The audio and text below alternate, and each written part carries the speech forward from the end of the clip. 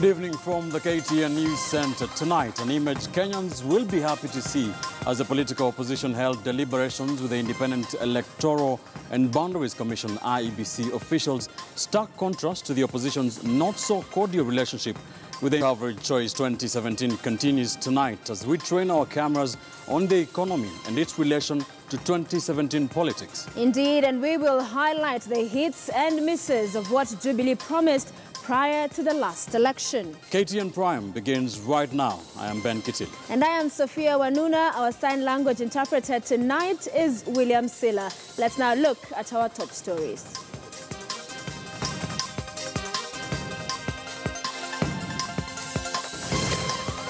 Catch and release. Oswago and Oyombra charged over Chicken Gate saga.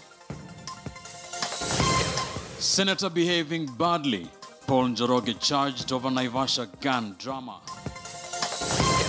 The entire NYS register finding its way into the IEBC register.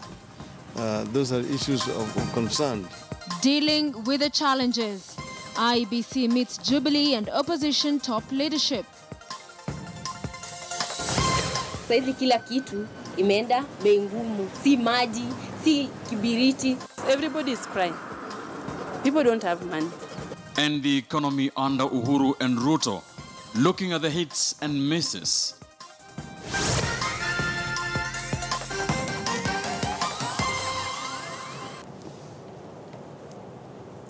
Former Independent Electoral and Boundaries Commission CEO James Oswago was today arrested and arraigned in court over the Chicken Gate scandal. Oswago was arrested alongside Hamida Ali Kibwana, former ECK official, currently working with the UNDP as an election specialist, and Trevi James Oyombra, who acted as a local agent for UK-based firms Smith and Usman. The Ethics and Anti-Corruption Commission, which has been investigating alleged impropriety in procurement of electoral materials, says it has enough evidence to prosecute the suspects. Oswago and Hamida were released on a cash bail of 600,000 shillings each, while middleman Oyombra was released on a 1 million shillings cash bail. The case will be mentioned on the 1st of March this year.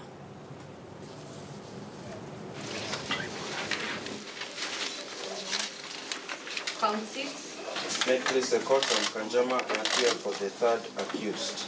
For the record, because it's an important issue for me, that the rights under Article 33 10 in Nairobi, within Nairobi County, being a local agent for Smith and Usman Limited.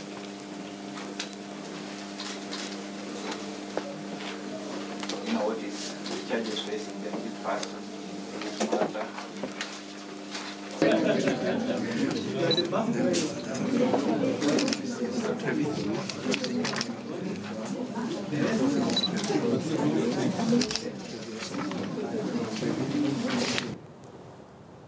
Nominated Senator Paul Njoroge was charged with creating disturbance by shooting at employees of Vivo Energy Company last evening. He has been released on 50,000 shillings bail, while his gun has been confiscated by the police. But in a twist of events, the lawyer representing the workers from the fuel company rejected the charge sheet, terming it as defective and the charges preferred against the senator as lenient. Lawyer Stephen Luceno wondered why the senator, who was caught on camera firing in the air, had not been charged with misuse of firearm. He wanted the case transferred to Nairobi as his clients felt threatened, adding that the senator should be barred from contacting the complainants. The case will be heard on the 17th of April this year. Under sections 9 and 10, Edwin Okwani Areva Wangoi Jerry. On the first page, I asked for 3 complainants. You know, we've just been within the environment of the Naivasha. Now, exactly 6 months to the general election here in Kenya, the opposition National Super Alliance, NASA, today met the Independent Electoral and Boundaries Commission and pushed for the hiring of an international firm to audit the voters' register. The opposition also raised concerns that civil servants in regions perceived to be Jubilee strongholds were using state resources to mobilize voters for Jubilee. KTN's Patrick Amimo now reports.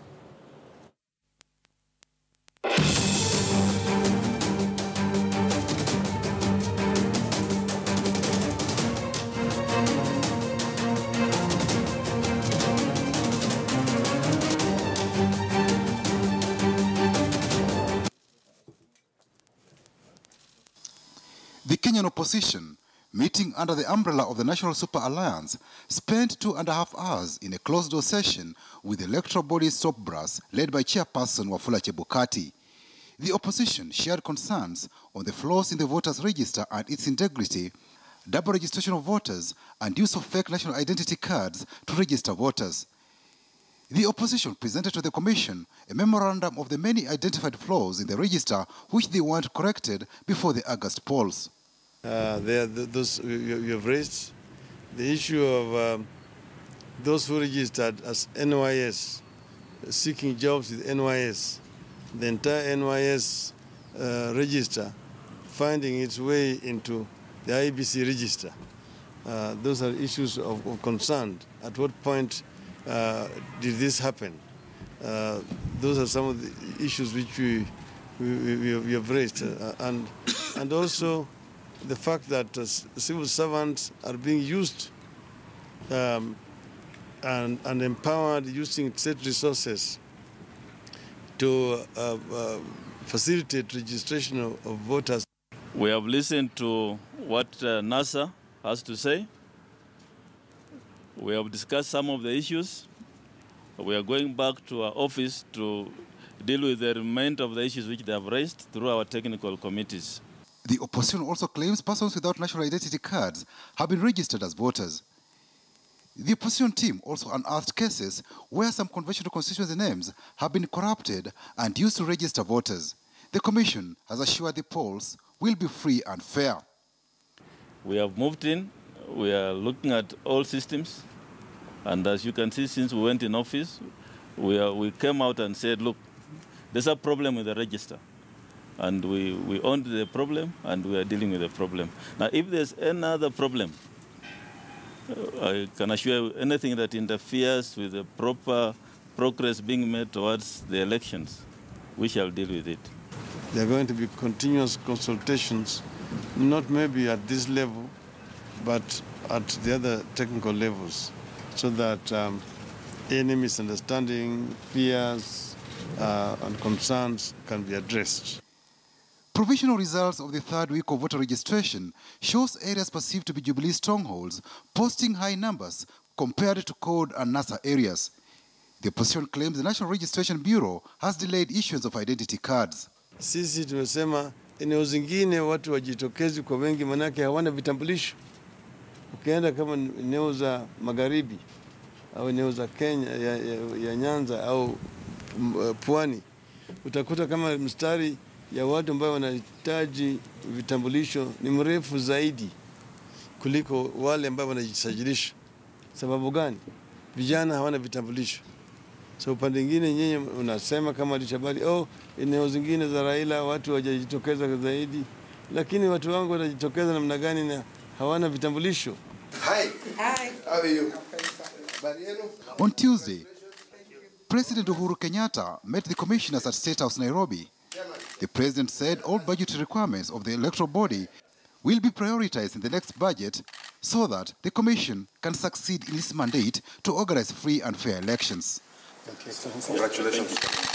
Congratulations. Patrick Amimo, KTN News. Now, Jubilee top leadership and the opposition chiefs have engaged in verbal wars for the better part of the last 12 months, but the real issues that will define this year's general election are yet to become clear. Still, the ordinary Kenyans have felt deep in their pockets the heavy impact of the economic shocks during Jubilee's term in office. KTN's Timothy Otieno now brings us the real story from real people about the economy and this election. Linda Owor owns this boutique along one of the busy streets in Nairobi's Umoja Inako. For a lady below the age of 35, an age group often regarded as forming the youth, her small-scale business is struggling to stay afloat in an economy perceived to be overbearing on its citizens.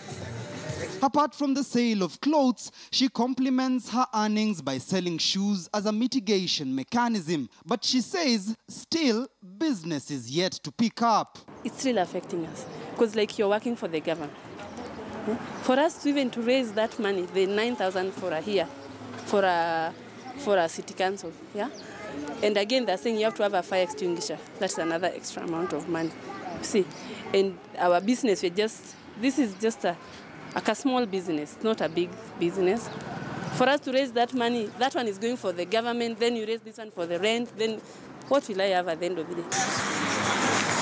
It's a complaint shared by the occupants of this grocery shop just across the street. Mr. and Mrs. Nyaboga are not only life partners, but also business associates. They have been running this small-scale business for 7 years now. Saizi kila kitu imeenda bei ngumu, si maji, si kibiriti. Kibiriti saizi ukipeana 10 bob unapatiwa vibiriti 2. Sasa unashindwa ni Kenya gani saizi? Kwa siku tuseme ile pesa unatengeneza inaenda soko yote, unaleta nayo stock yote. Sababu wateja, uchumi ni mbaya, vitu iko bei kali, watu wanalia njaa. Sasa hata ukileta hiyo stock tena unauza ile pesa yako ambayo umenunulia. Tuliwashinda 2013. With election fever catching on, the economy will likely play a big role in politicians' vote-hunting escapades. I think the philosophical divide between the two parties will be Jubilee will talk about the mega infrastructure projects. They'll talk about their flagship project. This is the standard gauge railway. And they'll tell Kenyans that it has a transformative effect on the economy, which is true. Anytime you build a railway, you build roads, you raise the profile of a country. On the other side, the opposition side will be pointing at allegations of corruption, will be pointing at allegations of increased debt to fund those mega projects. And they'll try to make a case that the country needs less debt. And a good indicator for economic prosperity, especially around the election period, is often a country's gross domestic product. According to the Kenya National Bureau of Statistics, the country's GDP for 2016 grew by 5.7% compared to 6% the previous year. Despite the country experiencing relative growth over its economic status over the last 3 years, the trickle-down effect of that progress is rarely felt on the ground, like in this grocery shop in Umoja Inako, owned by Mrs. Nyaboga, who says that come August the 8th, her vote will go to that politician promising direct change to her business.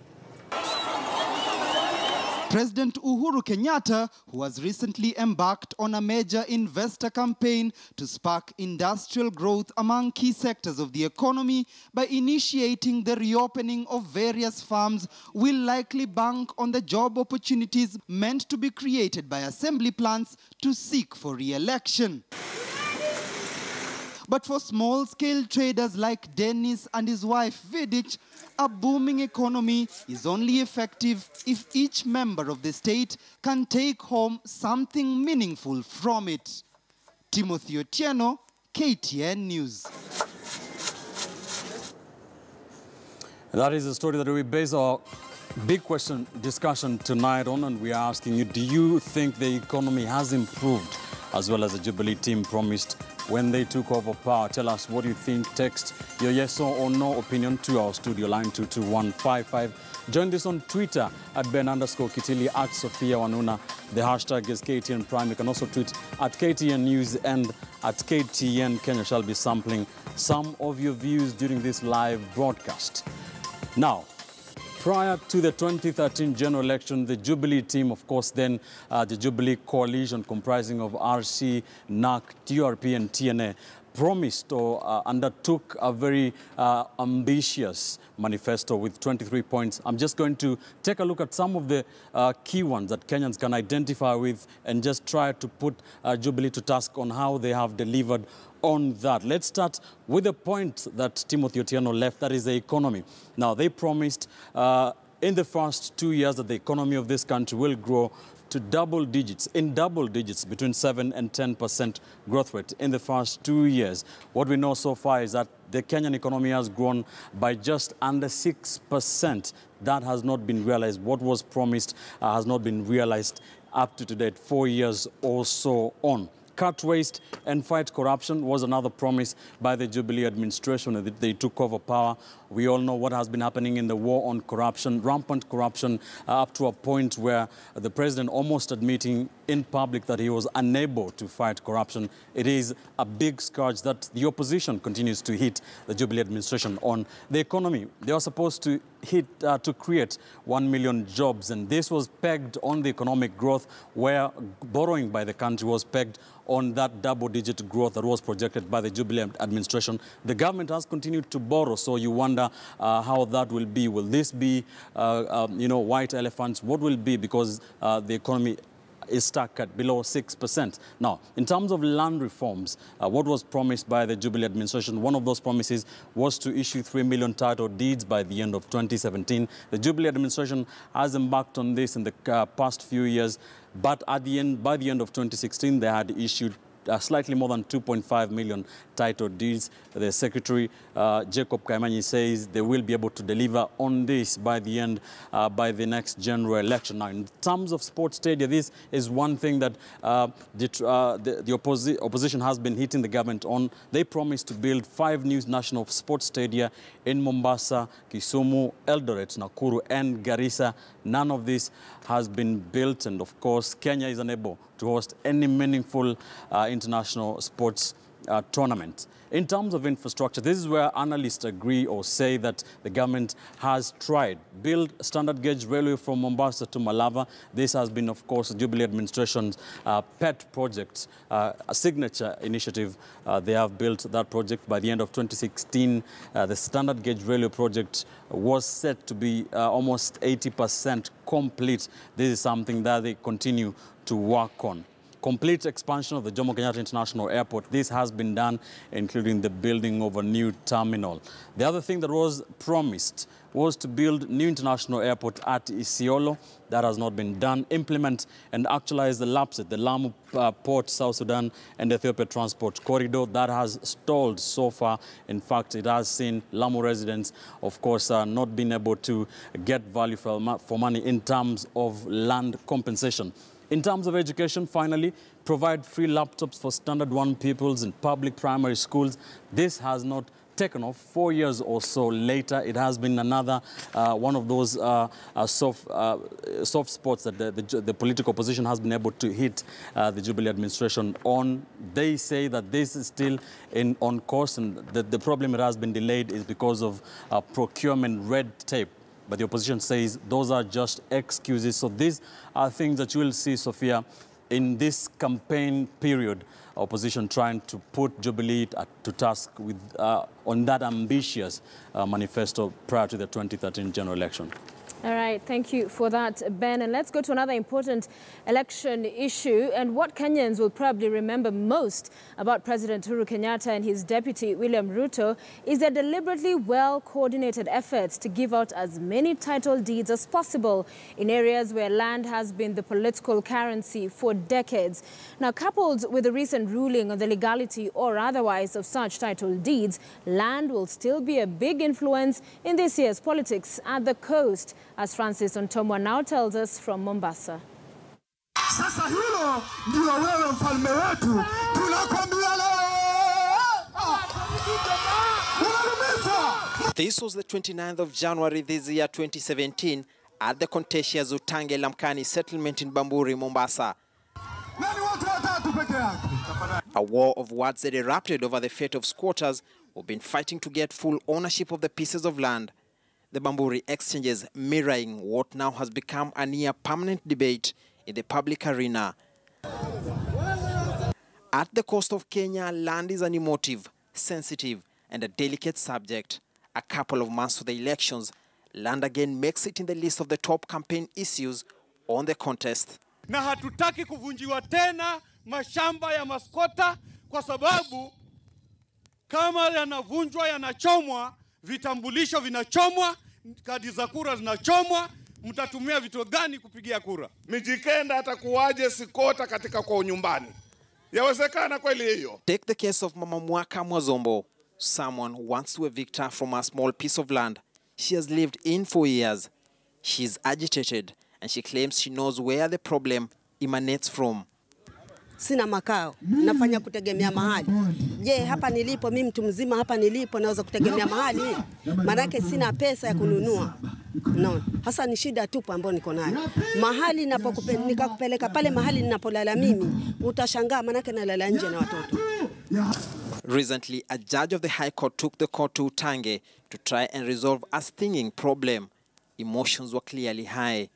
Watahesabu hizo manyumba zote, wataandika na majina yenye wanakaa kwa hizo manyumba, alafu zitaletwa kotini. When the Jubilee administration came to power in 2013, they came with a plate full of pledges to end the problem. President Uhuru Kenyatta had issued hundreds of title deeds since. The titles have not only been dragged into legal controversies, but they have also appeared to just scratch the surface. The opposition now wants to fix them on that. Zile sehemu nyingine za Kenya, titles zilizoenda ziko sawa. Lakini title deed zote za wakazi wa pwani ni bandia, ni fake na tumepatiwa sisi na serikali ya Jubilee. Hiyo yake hiyo original wakati alikuwa kwa serikali ilikuwa wapi? And to some quarters, they see this as a classical circus engineered by politicians. Some old men who sit on the Elders' Council now accused of being used to attain selfish goals. Shamba haitanunuliwa na Raila Odinga. Shamba itanunuliwa na Uhuru Kenyatta. Na huo ndio ukweli. When Kenya gained independence in the 1960s, some groups of people were settled in the coastal areas where indigenous people already lived. The new communities were provided with title deeds, a document the indigenous people did not possess. The fight began and still rages on. A couple of months to the general election, the land subject will yet again emerge, and perhaps even stronger than ever. Francis Ontomwa, KTN News, Mombasa. And before we remind you of big question discussion, let's bring you some news from Somalia in the past 1 hour in the ongoing election, which was held today. Abdullahi Farmajo, Somali-American, has been elected as a new Somali president, of course, replacing Hassan Sheikh Mohamud.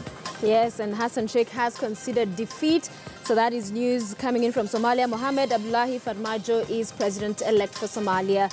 Let's remind you of big Q tonight. We're asking, do you think the economy has improved as well as the Jubilee team promised when they took over power? Keep texting and tweeting us, and that we shall be sampling some of those in this